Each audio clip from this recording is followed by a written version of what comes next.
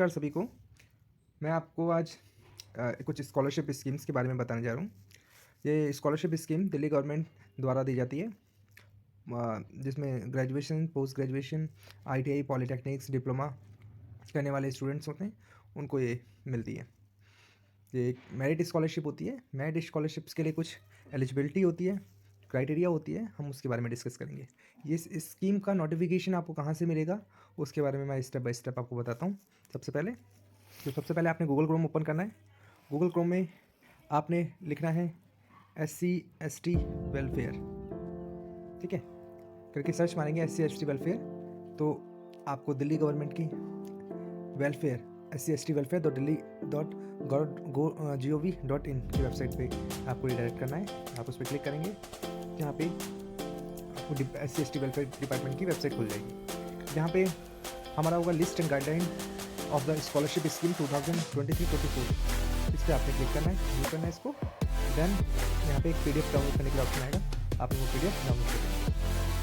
PDF download करने के बाद आपको इस PDF के अंदर SC/ST OBC के लिए जो भी स्कीम्स होती हैं उसकी सही डिटेल्स आएंगी इसके अंदर, देख सकते हैं आप इसके अंदर, ठीक है। इसमें फर्स्ट है reimbursement of tuition fees to the SC/ST student of the class 1 to 12 studying in public private schools in Delhi. Merit scholarship for SC/ST students belonging to SC/ST OBC category studying in professional technical colleges, institution, university. Third है doctor BR Ambedkar state topper award to SC/ST OBC students.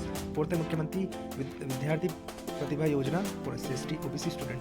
Fifth है financial assistance of SC student for pursuing high study abroad में आप पढ़ना जाना चाहते हैं तो इसके नीचे सेंट्रल स्पॉन्सर्ड कुछ स्कीम्स हैं जो सेंट्रल गवर्नमेंट स्पॉन्सर करती है। उसमें पोस्ट मैट्रिक स्कॉलरशिप है OBC के लिए, प्री मैट्रिक स्कॉलरशिप है OBC के लिए, पोस्ट मैट्रिक स्कॉलरशिप है SC स्टूडेंट्स के लिए, और प्री मैट्रिक स्कॉलरशिप है SC स्टूडेंट के लिए, ठीक है।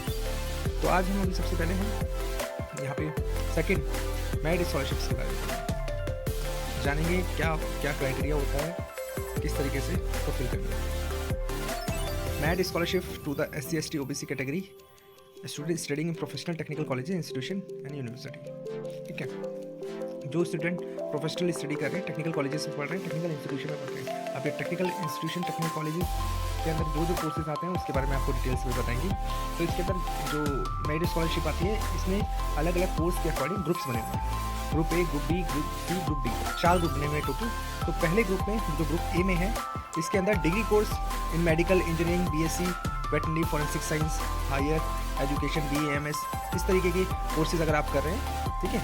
Degree courses in technical and professional vocational कोई किसी टाइप का कोर्स कर रहे हैं, BVOC टाइप के, तो आप इसमें एलिजिबल हैं। इसमें हॉस्टल को 20,000 पर एनम, ठीक है, एक साल के लिए 20,000 मिलेगा। डे स्कॉलर को 12,000 पर एनम मिलेगा। पोस्ट ग्रेजुएशन कोर्स अगर आप कर रहे हैं इसी में हायर, जैसे कि आप MTech कर रहे हैं, MCA कर रहे हैं, या MSc कर रहे हैं, या फिर पोस्ट ग्रेजुएशन कोर्सेज कर रहे हैं, MA MS कर रहे हैं, अलग टाइप के MD टाइप के कुछ कोर्सेज कर रहे हैं, तो वहाँ पे आपको हॉस्टल को 24,000 मिलेगा, डे स्कॉलर को 15,000 15,000 ईयर के लिए मिलेगा, ठीक है। इसमें कोर्स B, जो ग्रुप B है, उसके अंदर कुछ कोर्सेज हैं। जैसे अगर आप डिप्लोमा कर रहे हैं, BA MS में डिप्लोमा कर रहे हैं, इंजीनियरिंग में, टेक्नोलॉजी में, जिसे पॉलीटेक्निक डिप्लोमा भी कहा जाता है, या आर्किटेक्चर उस टाइप में कोई डिप्लोमा कोर्स में एडमिशन लिया है, ठीक है।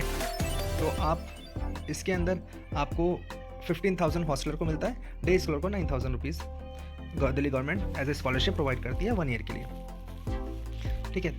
Course of study group C के अंदर सर्टिफिकेट कोर्स आते हैं, जैसे ITI के कोर्स होते हैं। ITI में 2 ईयर 1 ईयर के कोर्सेज होते हैं, वो सारे कोर्स C में आते हैं, ठीक है। Engineering, technology, architecture, diploma in certificate कोर्सिंग, agriculture, veterinary sciences, health sanitary inspector, rural services, ठीक है। इस तरीके फायर सर्विसेज वाले कुछ 1 ईयर के कोर्सेज होते हैं, 1 और 2 ईयर के डिप्लोमा कोर्सेज या सर्टिफिकेट कोर्स होते हैं, सारे इसके अंदर आते हैं। जो इसमें मिनिमम जो ड्यूरेशन होना चाहिए, मिनिमम 1 ईयर होना चाहिए। डायरेक्ट के O लेवल, A लेवल के कोर्सेज जो होते हैं वो भी इसी कैटेगरी आते हैं। तो इसमें हॉस्टल को 12,000 रुपये मिलते पर ईयर, और डे स्कॉलर को 8,000 पर ईयर मिलते हैं। कोर्स D आता है हमारे पास, course of study group D के अंदर हमारे पास जो जनरल कोर्सेज आते हैं, जो आर्ट्स और कॉमर्स से रिलेटेड होते हैं, उसमें हॉस्टलर को 12,000 मिलते हैं, डे स्कॉलर को 8,000 मिलते हैं, ठीक है। और पोस्ट ग्रेजुएशन कोर्स, अगर आप पोस्ट ग्रेजुएशन कोर्स करते हैं तो उसमें हॉस्टल को 15,000 मिलते हैं, और डे स्कॉलर को 9,000 मिलते हैं। ये जो ग्रुप D है, ये आर्ट्स और कॉमर्स यानी BA, BBA, BCom, इससे रिलेटेड जो भी आप कोर्स करते हैं तो उसमें मिलते हैं, ठीक है, वो लोग इसमें एलिजिबल होते हैं। एलिजिबिलिटी क्या होती है इस स्कॉलरशिप के लिए, मैं आपको बता देता हूँ कि स्कॉलरशिप जो होती है वो आपकी प्रीवियस ईयर की क्वालिफिकेशन के ऊपर डिपेंड करता है।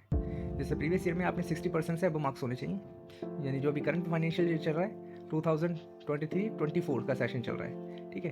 तो आपका जो प्रीवियस सेशन होगा यानी 22 से लेकर 23 में आपने जो क्वालिफिकेशन अटेंड की है उसमें आपके 60% मार्क्स होने चाहिए। मान लीजिए आप ग्रेजुएशन में एडमिशन लिया है तो आप 50 ग्रेजुएशन में एडमिशन लिया करंट सेशन में, तो आपका जो 12th में 60% से अब मार्क्स होने चाहिए। या फिर आप सेकेंड ईयर में अभी गए हैं तो फर्स्ट ईयर के रिजल्ट में आपके 60% से मार्क्स 60% से अब मार्क्स होने चाहिए, तो वो इसके अंडर आता है।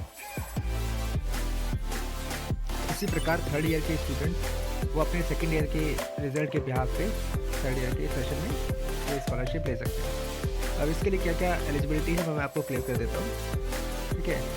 जो मेरिट स्कॉलरशिप में जो स्टूडेंट है वो किसी रिकॉग्नाइज कॉलेज में प्रोफेशनल या टेक्निकल इंस्टीट्यूशन में पढ़ना चाहिए। रिकॉग्नाइज होना चाहिए, जो भी आपका इंस्टीट्यूट है जिसमें आप पढ़ रहे हैं वो रिकॉग्नाइज होना चाहिए यूजीसी से, दिल्ली गवर्नमेंट से, और जो भी जो गवर्नमेंट बॉडीज़ हैं जो रिकॉग्नाइजेशन करती है। AICTE टेक्निकल इंस्टीट्यूशन है तो AICTE से अप्रूव होना चाहिए, इस टाइप से अप्रूवल होनी चाहिए। सेकेंड है कि आप the student should have not less than 60% marks in previous academic year.